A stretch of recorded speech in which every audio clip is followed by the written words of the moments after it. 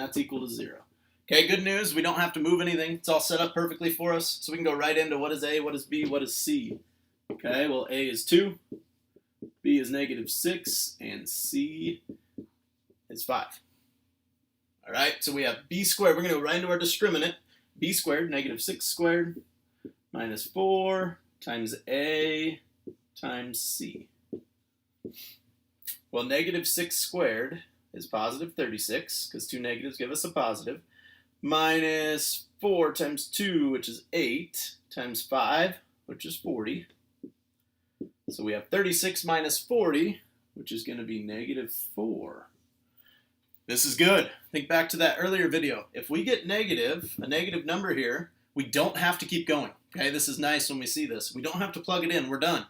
Because we know the square root of a negative number, for what we know right now, is going to give us no solution. Or we'll say no real solution. And we're done. Okay, we can't plug it in because we don't know square root of negative numbers right now, so we're just going to leave it. No real solution.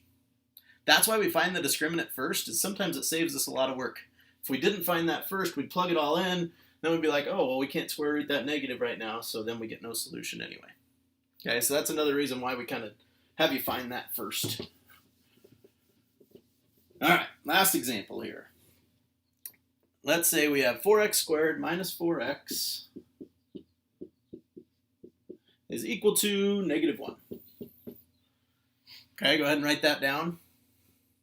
We don't have equals 0. No, we got to move the 1. Not a big deal, right? We always have to have equals 0 on the right. So we have 4x squared minus 4x plus 1 equals 0. Okay, let's go into our ABC. A is the front number, leading coefficient 4. B is our coefficient in the middle there, -4, and C is going to be 1. Okay, discriminant first, B squared, -4 squared, minus 4, A, C. Okay, let's see what we get here. -4 squared is positive 16. Minus 4 times 4 times 1. Well, 4 times 4 is 16. Times 1 is still 16. 16 minus 16 is 0. Okay? Now, think again back to our earlier video. When we get 0 as our discriminant, we only get one solution. Okay? Now we'll see why we only get one solution.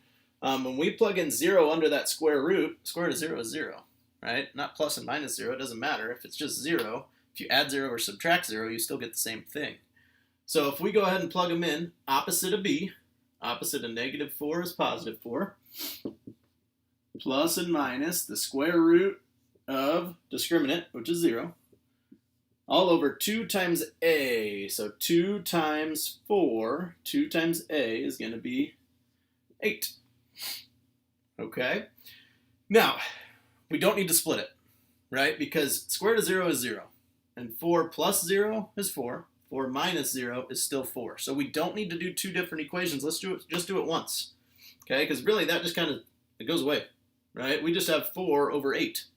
Okay, and 4 over 8 is just going to be 1/2. Okay, if we were to split it, we'd have 4 plus 0 over 8, 4 minus 0 over 8. Well, that's just 4 over 8. That's just 4 over 8. So really all we get is 1/2. One solution, because our discriminant was 0. All right, so that's solving quadratic equations using the quadratic formula. Thanks for watching.